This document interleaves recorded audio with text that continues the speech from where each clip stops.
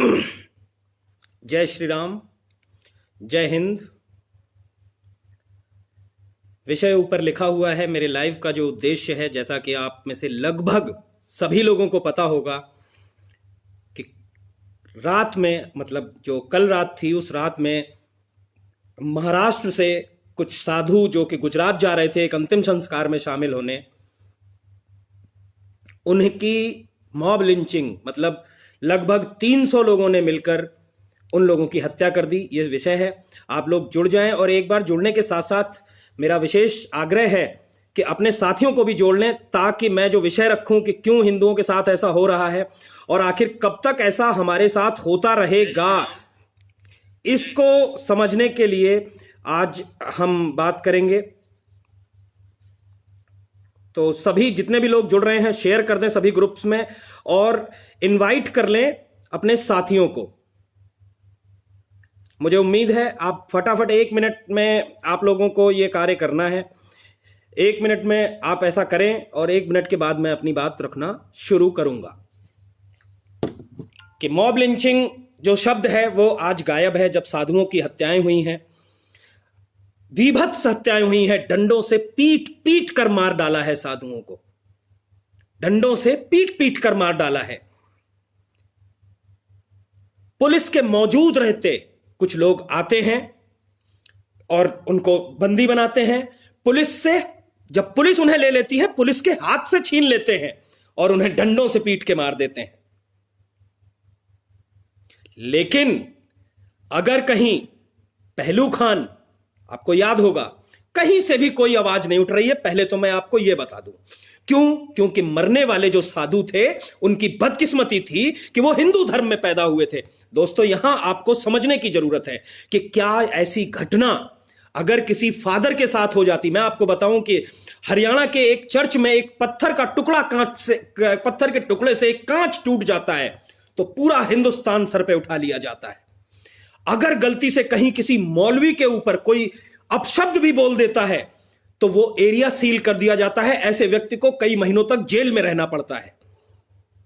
लेकिन यहां तीन साधुओं की, 2 साधु और एक उनका ड्राइवर, उसकी विभत्स डंडों से पीट पीट कर पुलिस की मौजूदगी में हत्या हो जाती है। हालांकि 110 लोगों के खिलाफ FIR हुई है और उनमें से कई उठाए भी गए हैं। लेकिन सवाल यह उठता है कि अगर उन्हें पसीना भी आ जाए तो चर्चाएं आम हो जाता है। अगर उन्हें पसीना भी आ जाए तो चर्चा है आम होता है और यहां जान चली गई, कोई पूछने वाला नहीं है। कोई पूछने वाला नहीं है। 3 साधुओं की हत्या कर दी गई। लेकिन इस हिंदुस्तान में ना तो कोई मोमबत्ती गैंग सामने आया, ना अवार्ड वापसी गैंग सामने आया, ना टुकड़े टुकड़े गैंग सामने आया, ना बॉलीवुड की भांडे, और ना कोई भी व्यक्ति सामने आकर के इस चीज के लिए बोलने को नहीं आया। हालांकि एक काधे झुटपुट पत्रकारों ने अपने ट्वीट्स में स्थान दिया। भाई साहब, आप जो भी 1000, 1200, 1500 लोग देख रहे हैं, वो सब शेयर करते रहें, इनवाइट करते रहें, अपने लोगों को बताएं कि क्या हो रहा है इस देश में हिंदुओं के साथ। मैं आपको दोबारा से बता दूं कि मैं किस विषय पे बात करने जा रहा हूं। आगरा में एक ऑटो वाला, मुझे उसका अभी तक नाम नहीं उजागर हुआ है, एक ऑटो चलाने वाला सब्जी बेचते हुए कोरोना संक्रमित पाया गया है। उसने ऑटो चलाना बंद करके सब्जी बेचना चालू किया और उसे आज कोरोना संक्रमित, उसका कोरोना टेस्ट पॉजिटिव आया है। मुझे नहीं पता उसका नाम क्या है, लेकिन जल्द ही इस बात का भी खुलासा हो जाएगा। आप लोग समझदार हैं। मैं अभी बात कर रहा था हमारे देश में जो 3 साधुओं की हत्या हुई है, उस पर हिंदुस्तान की चुप्पी की। महाराष्ट्र में एक सरकार किसकी है? हिंदुस्तान के, आजाद भारत के सबसे बड़े हिंदू हृदय सम्राट, जिनके पैरों की धूल भी नहीं है आज कोई, ऐसे हिंदू हृदय सम्राट पूजनीय बाला साहेब ठाकरे जी के पुत्र उद्धव ठाकरे, जो कि हिंदुत्व के रास्ते चढ़कर ही आज महाराष्ट्र के सत्ता के शिखर पे बैठे हैं। लेकिन बावजूद इसके महाराष्ट्र की वर्दी पे को फाड़ा जाता है, महाराष्ट्र के पुलिस के जवानों को लहूलुहान किया जाता है और उनसे साधुओं को, भगवा कपड़ा पहने साधुओं को छीनकर डंडों से पीट पीट कर मार दिया जाता है। ऐसी वीडियोज हैं और इसकी बाकायदा वीडियो बनाई जाती है। कोई वीडियो ये पुलिस नहीं बना रही थी, ये वीडियो उन्हीं में से कुछ लोग बना रहे थे, उन्हीं में से जिनके अपराधियों से ही जो मोबाइल बरामद हुए उसमें से ये वीडियो शायद प्राप्त हुई है। क्योंकि पुलिस का तो जो हाल हुआ है, मुझे नहीं लगता कि उससे वो वीडियो बनाने की स्थिति में थे। लेकिन साधुओं की हत्या पे क्या महाराष्ट्र, क्या कर्नाटक, क्या दिल्ली, कोई नहीं बोला। हालांकि कुछ भाजपा के नेताओं ने इस मुद्दे को उठाने की कोशिश की, लेकिन मीडिया का एक भी चैनल इस खबर को उठाने के मूड में नहीं है। क्यों? क्योंकि मरने वाला हिंदू था। हां, अगर हमारी आस्था से खिलवाड़ करके अखलाक दादरी में गौमांस खाता पकड़ लिया जाए और उसे आक्रोश में आके कुछ लोग उसको मारपीट करें और अस्पताल में जाकर के वो मृत घोषित हो जाए, तो हत्यारों के नाम उनको ऐसे प्रदर्शित किया जाएगा जैसे सदा बिल्कुल साक्षात यमराज आ गए हों। अगर पहलू खान जैसे व्यक्ति को, जो कि जिसको बताया गया गौ तस्कर और लड़की छेड़ने के आरोप में, जिसके लोगों ने बताया कि लड़की छेड़ रहा था ट्रेन में और परिवार वालों ने विरोध किया तो उन्हें मारा, फिर जाके पब्लिक ने उसे मार दिया। मतलब हमें अपनी बहन बेटियों को बचाने के लिए भी अगर किसी का विरोधाभास करें और भीड़ में आकर अगर उसका प्रतिकार होते वक्त उसकी जान चली जाए, तो भी उन सबके नाम उजागर कर दिए जाते हैं। पहलू खान को हीरो बना दिया जाता है, एक गौ तस्कर को, एक लड़की छेड़ने वाले को, उसके बाकी सारे अपराध माफ कर दिए जाते हैं। चोर तबरेज अंसारी, उसको अगर कुछ लोग पीटते हैं, मैं ये नहीं कह रहा, मैं पहले बता दूं, पहले सबके नाम बता दूं। तबरेज अंसारी के लिए लोग टिकटॉक पे सुपरस्टार जो हैं, ऐसे सुपरस्टार आकर के उसके समर्थन में खड़े हो जाते हैं, लेकिन कोई आवाज हिंदुओं की तरफ से नहीं उठती। वहीं दूसरी तरफ जब आसिफा का जो केस हुआ, बेशक वो झूठा बलात्कार का केस बनाया गया था, लेकिन एक सेकंड, क्या कुछ कह रहे हैं क्या? मैं जरा लाइव पे था। जी जी जी। आसिफा का जो मर्डर हुआ था, भाई साहब, जो 3,500 लोग देख रहे हैं, एक एक शेयर जरूर कर दें, जिससे कि ये हकीकतें जो टीवी दिखाने से इनकार कर रहा है, वो हकीकतें घर घर तक पहुंच जाएं। अपने माता को दिखाइए, अपनी बहन को दिखाइए, अपनी पत्नी को दिखाइए, अपने पिता को दिखाइए कि हिंदुस्तान में क्या हो रहा है, हिंदुस्तान में हिंदुओं के साथ क्या हो रहा है, हिंदुओं के देश हिंदुस्तान में हिंदुओं के साथ क्या हो रहा है। अभी सीएए के बारे में भी बताऊंगा कि किस तरह हिंदुओं के देश में हिंदुओं के खिलाफ ही षड्यंत्र चल रहा है। मुझे यह कहते हुए तनिक भी शर्म नहीं आती कि यह हिंदुओं का देश है। क्यों? क्योंकि धर्म के नाम पर, इस्लाम के नाम पर पाकिस्तान 1947 में ले लिया था कुछ लोगों ने। इस धर्म के नाम पर, मजहब के नाम पर इस देश का बंटवारा हुआ था और पाकिस्तान बना था। इसलिए यह देश हिंदुओं का है। हाँ, रहे सब लोग रहे हैं सेकुलरिज्म के नाम पर। हमें कोई आजादी नहीं है उन्हें सड़क पे तोड़फोड़ करने की, आग लगाने की, पुलिस पे थूकने की, पुलिस को मारने की, डॉक्टर्स पे थूकने की, डॉक्टर्स को मारने की, उन्हें सारी आजादियां हैं।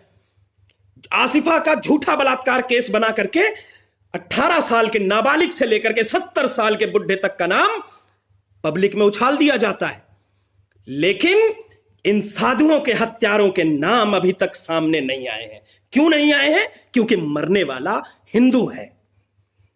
जब भी हिंदू की हत्या किसी अन्य समुदाय, अन्य वर्ग द्वारा की जाती है तो उनके नाम भाई साहब, सिर्फ देखे नहीं, मैं फिर कहूंगा, अगर आप देख रहे हैं और सच्चाई को आगे बढ़ाना चाहते हैं, ये वो कड़वी सच्चाइयां हैं जो शायद आप बोलना चाहते हैं लेकिन बोल नहीं पाते। जहां जहां ग्रुप्स में पहुंचा सकते हैं पहुंचाइए, जिस जिसको इन्वाइट कर सकते हैं इन्वाइट कीजिए, बताइए कि क्या हो रहा है इस हिंदुओं के देश में, हिंदुओं के साथ।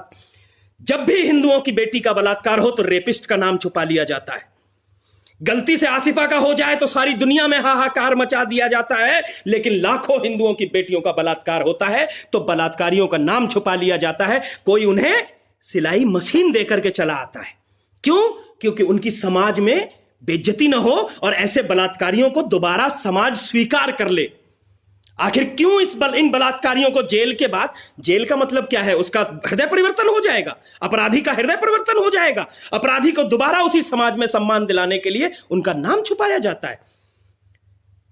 हिंदुओं के इस देश में अगर एक कानून बनता है कि पूरी दुनिया में अगर कहीं कोई हिंदू प्रताड़ित हो रहा है तो उसे हम नागरिकता देंगे और थोड़ा सा उनके साथ हम सहजता बरतेंगे, तो हजारों लाखों मुसलमान इस देश के सड़कों पे बैठ जाते हैं और लाखों हिंदुओं का जीना हराम कर दिया जाता है कि सीएए हटाओ। आखिर भाई सीएए का मुसलमानों से क्या लेना देना, किसी दूसरे समुदाय से क्या लेना देना? सीएए पूरी दुनिया में प्रताड़ित हिंदुओं के लिए बनाया गया, उसमें कहीं ऐसा नहीं था कि किसी मुसलमान को बाहर किया जाएगा, उसके लिए एनआरसी है। लेकिन सीएए का विरोध करने के नाम पर इस हिंदुस्तान के लाखों करोड़ों मुसलमानों ने यह साबित कर दिया कि अगर कहीं मुसलमान प्रताड़ित किया जा रहा हो, कहीं हिंदू प्रताड़ित किया जा रहा हो, तो उसे यहां पर लेकर के आओ, यहां पे लेकर के मत आओ। हिंदुस्तान में किसी भी प्रताड़ित हिंदू की कोई जगह नहीं है। हालांकि रोहिंग्या के नाम पर यह इंसानियत का पाठ पढ़ाने लगते हैं जिन्होंने म्यांमार में न जाने कितने दलितों की हत्याएं की।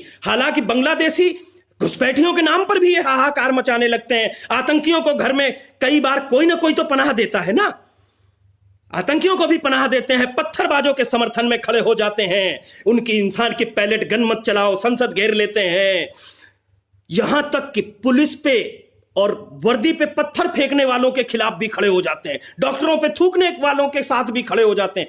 इन्हें कोई शर्म नहीं आती। याकूब मेमन के जनाजे में लाखों लोग चले जाते हैं। याकूब मेमन क्या, कश्मीर में कोई आतंकवादी अभी तो 4-5 दिन पहले मरा, उसके जनाजे में इस लॉकडाउन में 10,000 लोग खड़े थे, लेकिन किसी को शर्म नहीं आई। हिंदुस्तान के हजारों निर्दोष लोगों के हत्यारे याकूब मेमन की बरसी में 70,000 एक मजहब के लोग गए, लेकिन शर्म नहीं आती। पर हिंदुस्तान में अगर पूरे दुनिया में सताए गए हिंदुओं के लिए अगर कोई कानून बनता है तो दिल्ली जाम कर दी जाती है, लखनऊ जाम कर दिया जाता है, कानपुर में सड़कों पे उतर आया जाता है। भाई साहब देखे नहीं क्या आप लोग शेयर नहीं कर सकते? बोल तो पाएंगे नहीं, मैं बार बार एक ही बात बोलूं क्या भाई साहब? आप लोग इनवाइट और शेयर कभी भी सुन लेना मेरे भाई, जो लोग इनवाइट शेयर कर सकते हैं वो ग्रुपों में जरूर शेयर करें लोगों को। ये देखिए, मैं बात कर रहा था कि इसी तरह से आप देख लें पूरे हिंदुस्तान में क्या हो रहा है। आज कुछ लोग जो कोरोना संक्रमित हैं वो कहीं थूक रहे हैं, डॉक्टरों पे थूक रहे हैं, अस्पताल में लैट्रिन कर रहे हैं। अगर उनको पुलिस या डॉक्टर की टीम लेने जाती है उनको लहूलुहान कर रहे हैं, जान बचाने वालों को मार रहे हैं, और लोग कुछ नहीं कह रहे। यहां तक कि लोग कानून में अगर उनको कोई जाहिल बोल देता है तो ऐसे लोगों के खिलाफ एफआईआर हो रही है, ऐसे लोगों को जेल में डालने के लिए लोग कह रहे हैं उन्हें इस्लाम से मत जोड़ो। अरे मेरा एक सीधा सा सवाल है, इस वीडियो के माध्यम से जानना चाहता हूं कि इस्लाम का संबंध जाहिल जमात से कैसे हो सकता है? जो थूक रहे हैं क्या इस्लाम को संबंध थूकने वालों से है? अगर है तो आप स्वीकार करिए। क्या मूतने वालों से है? अगर है तो आप स्वीकार करिए। ये कहना क्या चाहते हैं कि अगर जो थूक रहे हैं उनको जाहिल बोला जाएगा तो उससे इस्लाम कहां से खतरे में? इस्लाम जीनोसाइड कहां हो जाता है? मुस्लिम जीनोसाइड कहां से हिट होता है? मुझे नहीं लगता कहीं से होता है। ऐसे तो हिजबुल मुजाहिदीन है, ऐसे तो चाहे लादेन का संगठन हो, चाहे आईएसआई हो, इनमें सारे मुसलमान हैं, तो हम इनको अगर आतंकवादी बोलेंगे तो इससे भी मुसलमान हिट होते हैं। अजीब सोच। जो 4,500 लोग देख रहे हैं, शेयर नहीं कर सकते? शेयर कर दीजिए एक बार फटाफट, फिर मैं अपनी बात आगे रखता हूं। आप लोग एक शेयर कर दें, फिर मैं अपनी बात आगे रखता हूं, ताकि ये सच्चाइयां लोगों तक पहुंचे कि किस तरह से इस देश में हिंदुओं के संग दुर्व्यवहार किया जा रहा है, किस तरह से हिंदुओं के बहन बेटियों के बलात्कारियों को नाम छुपाया जा रहा है, किस तरह से संतों के हत्यारों को बचाने के लिए लगभग आधे हिंदुस्तान ने चुप्पी साध बैठी है। चाहे इस देश की मीडिया हो, चाहे इस देश के नेता हो, ना कभी कांग्रेस का नेता बोला, ना कोई समाजवादी पार्टी का नेता बोला, ना दलितों का कोई नेता बोला, ना हिंदुस्तान की किसी पार्टी ने बोला। हालांकि भाजपा के कुछ नेताओं ने जरूर सवाल इस पे उठाया है। हालांकि भाजपा के कुछ नेताओं ने, भैया सारे लोग इनवाइट करो 10-10, 20-20 लोगों को। आखिर क्यों नहीं उठाया जा सकता?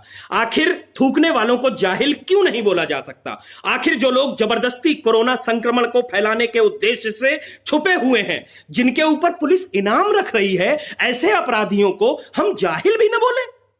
अगर हम जाहिल बोल दें तो गुनाह है।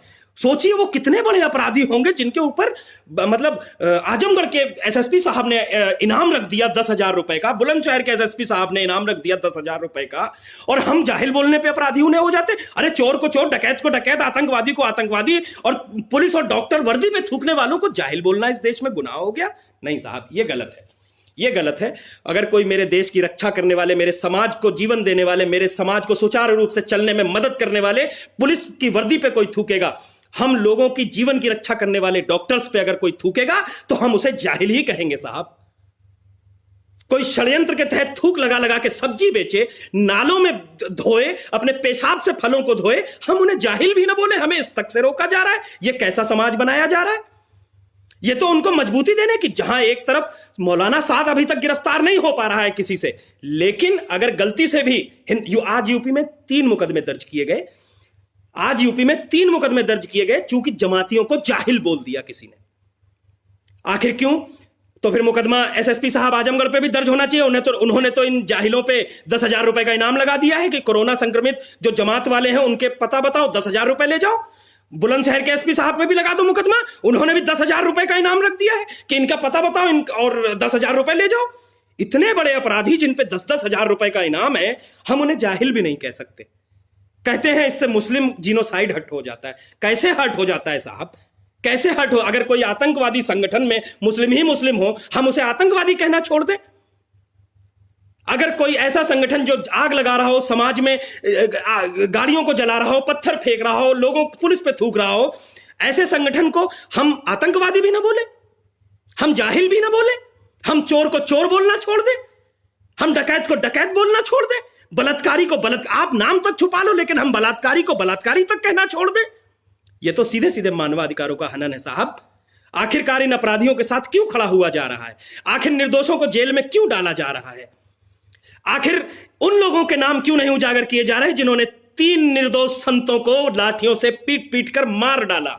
ऐसे दुर्दांत अपराधियों को दुनिया क्यों नहीं देखे? एक सवाल बनता है कि इन अपराधियों का चेहरा क्यों छुपाया जाता है, इन अपराधियों का नाम क्यों छुपाया जाता है? वहीं जब पीड़ित हिंदू समाज होता है, जब हिंदू समाज होता है तो सामने वाले समुदाय का नाम, चेहरा सब छुपा लिया जाता है। लेकिन अगर पीड़ित मुस्लिम समुदाय होता है या कोई दूसरा समुदाय होता है तो नाम बराबर पूरी दुनिया जानती है। अगर पहलू खान मर जाता है तो पूरी आसमान सर पे उठा लिया जाता है। अगर चोर तबरेज अंसारी मर जाता है तो पूरे हिंदुस्तान में आग लग जाती है।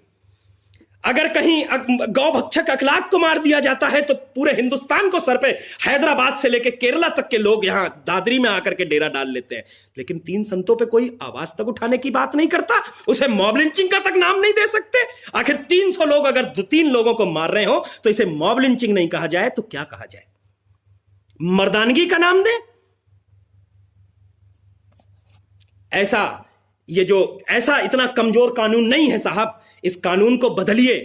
जिहादी को हमें जिहादी कहने दीजिए, जाहिल को हमें जाहिल कहने दीजिए, थूकलमान को हमें थूकलमान, जो थूक रहे हैं सब्जियों में उन्हें थूकलमान कहने दीजिए। हम किसी मजहब का नाम नहीं ले रहे। आतंकवादी को आतंकवादी तो कहेंगे। अगर कोई आतंकवादी हिंदू है तो उससे सनातन नहीं आहत हो सकता। वैसे हिंदू आतंकवादी होते नहीं है, लेकिन अगर कोई मुस्लिम आतंकवादी है और हम उसे आतंकवादी बोल रहे हैं, उसके संगठन को आतंकवादी बोल रहे हैं, तो इसमें मुस्लिम जीनोसाइड कहां से आ जाता है? बीच में नहीं आना चाहिए। और मेरी दरख्वास्त है उत्तर प्रदेश पुलिस से कि जो भी ऐसे मुकदमे दर्ज किए जा रहे हैं कि पुलिस पे थूकने वाले, पुलिस पे पत्थर मारने वाले, वर्दी को लहूलुहान करने वाले, डॉक्टर्स पे थूकने वाले, अस्पताल में हगने वाले, सब्जियों में थूकने वाले, सब्जियों में थूक मिलाकर बेचने वाले, ऐसे लोगों को अगर लोग जाहिल कह रहे हैं तो कहने दीजिए इन्हें शर्म आनी चाहिए। इन्हें शायद, वैसे तो इन बेशर्मों में शर्म रत्ती भर की भी नहीं बची है, लेकिन शायद कहीं से इनमें अगर रत्ती भर भी कोई एक आधी हो तो शायद किसी का जमीर जग जाए। कहने दीजिए ना साहब, इन जाहिलों को जाहिल कहने दीजिए, जो थूक रहे हैं, जो पत्थर फेंक रहे हैं, जो इनकी जान बचाने वालों को लहूलुहान कर रहे हैं। जो इनकी जान बचाने जाता है उसके खुद के लाले पड़ जाते हैं। या फिर एक काम करिए, माननीय सुप्रीम कोर्ट से मेरा आग्रह है कि डॉक्टरों के एमबीबीएस की पढ़ाई में एक सब्जेक्ट और जोड़ दीजिए कि पत्थरबाजों से कैसे बचें, थूकने वालों से कैसे बचें, जिहादियों के मोहल्ले में जाएं तो अपने आप को कैसे सुरक्षा पाएं। या फिर बुलेट प्रूफ जैकेट अब पुलिस के साथ, आर्मी के साथ साथ पुलिस और डॉक्टरों को भी देना चालू कर दीजिए। ये अपनी जान तो बचा लेंगे। आज तक इन लोगों की जान बचाने के चक्कर में 1000 से ज्यादा पुलिसकर्मी इस देश में घायल हैं। 100 से ज्यादा डॉक्टर अब तक आईसीयू में पहुंच चुके हैं। न जाने कितनी नर्सों के सामने इन लोगों ने बदतमीजियां की हैं, लेकिन कोई मुकदमा दर्ज नहीं हो रहा। लेकिन इन जाहिलों को अगर जाहिल कह दो तो मुकदमे दर्ज हो जाते हैं। ऐसे लोगों को अगर जाहिल कह रहा है कोई तो कहने दीजिए साहब, आपसे हाथ जोड़कर विनती है। और सभी भाई, जितने भाई हैं, मैं बता दूं, ये पेज को लाइक करना ना भूले। जो भी भाई जुड़ रहे हैं, मेरा पेज नया है, कोई भी भाई पेज को लाइक करना ना भूले, शेयर करते जाएं, इनवाइट करते जाएं। आज भी कई लोग पकड़े गए, आज भी थूकने के मामलों में कई लोग पकड़े गए, लेकिन इस पे कोई आवाज नहीं उठती। धीरे धीरे आवाज को दबाया जा रहा है। रिकॉर्ड से जमाती शब्द को हटाया जा रहा है। पहले राजस्थान ने हटाया, फिर केंद्र की सरकार ने भी जमाती शब्द को हटा दिया, सिंगल सोर्स बना दिया। हालांकि दिल्ली में आज एक ही परिवार के 26 लोग कोरोना संक्रमित पाए गए। एक परिवार में 26 लोग किसके होते हैं यह मुझे बताने की जरूरत नहीं है, इतने समझदार सारे हैं।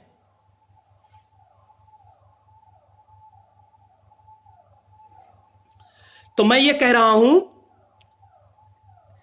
कि ये 26 लोग किसके हो सकते हैं मुझे बताने की जरूरत नहीं। आज आप सभी को एक स्वर में इस बात को, आवाज को उठाने की जरूरत है, सवाल पूछने की जरूरत है कि वर्दी पे को लहूलुहान करने वाले, डॉक्टरों पे थूकने वाले और हॉस्पिटल में हगने वाले, इन लोगों को अगर जाहिल ना कहा जाए तो क्या कहा जाए? आखिरकार इन लोगों को जाहिल कहने पे मुकदमे क्यों? बस इतनी सी बात रखने आया था। अभी अपनी वाणी को विराम देता हूं। सभी लोग पेज को लाइक करना ना भूलें, शेयर करना ना भूलें। जहां जहां तक ग्रुप्स में शेयर कर सकते हैं कर दें, को लाइक कर लें। कुछ लोग, मोहम्मद इरशाद जैसे लोग कह रहे हैं कि सही बोल रहे हैं, इन लोगों को जाहिल ही रहने दें, ये जाहिल ही अच्छे हैं, इन्हें जाहिल ही रहने दो। लेकिन ज्यादातर लोग इनके समर्थन में खड़े हैं। आवाज उठाएं, जो 3 साधुओं की हत्या हुई है उनके हत्यारों के नाम उजागर किए जाएं, उनके हत्यारों के चेहरे उजागर किए जाएं, बलात्कारियों के जो चेहरे ढके जाते हैं इसके लिए आवाज उठाएं कि इन बलात्कारियों के चेहरे सारी दुनिया को दिखाई देने चाहिए, इन हत्यारों के चेहरे सारी दुनिया को दिखाई देने चाहिए। इंसानियत की हत्या करने वाले, डॉक्टरों पे हमला करने वाले जाहिलों के चेहरे सबको दिखाई देने चाहिए। और जाहिल जमाती बोलने पर ये जो मुस्लिम जिनोसाइड की बात करते हैं, इनके मुंह में थूकना चाहिए। ये वो लोग हैं जिनके मुंह पे थूकना चाहिए। असलियत में ये लोग इनको थूकने के लिए उकसा रहे हैं। ये लोग इन लोगों को इस तरीके की जाहिलियत को बढ़ावा देने के लिए सबसे आगे खड़े हैं। सभी लोग शेयर कर दें, पेज को लाइक करना ना भूलें। मैं फिर कह रहा हूं, अभी अपनी वाणी को विराम देता हूं। आप सभी जुड़े, बहुत अच्छा लगा। ड्रोन वर्मा, दीपक चौधरी, महाकाल टीम जितनी भी है सारी, जिग सिंधु, विशाल हिंदू, सोहन सिरवी, चिंटू पंडित, विपिन हिंदू, प्रशांत कुशवाहा, लखन भाऊ देवासी, विपिन, सभी लोगों को बहुत बहुत धन्यवाद। आप लोग जुड़े, पेज से जुड़े रहें। लगातार इसी पे लाइव आऊंगा, शेयर करते रहें, पेज को लाइक भी करें, हर ग्रुप तक पहुंचाएं इन चीजों को, ऐसी बातों को। अगर आपको मेरी बातें समझ में आती हैं, अगर आपको लगता है कि मैं सही बात रख रहा हूं, मैं आपको लगता है कि मैं आपकी बात अपनी जुबान से बोल रहा हूं, बिल्कुल मनोज मौर्य बिल्कुल सही कह रहे हैं, सूट कर देना चाहिए। लेकिन भैया, सूट करना तो बहुत दूर की बात है, इन लोगों को जाहिल तक बोलने से रोका जा रहा है। ये सवाल मैंने उठाया है, आज ट्विटर पे भी उठाया है, पुलिस से भी पूछा है, पुलिस को टैग करके पूछा है, आप लोग भी पूछे कि वर्दी को मैं दोबारा से बता देता हूं आपकी पोस्ट क्या होगी। आज सारे लोग, अभी भी 5000 लोग देख रहे हैं, अगर 5000 लोग ये पोस्ट कर देंगे, फट के हाथ में आ जाएगी।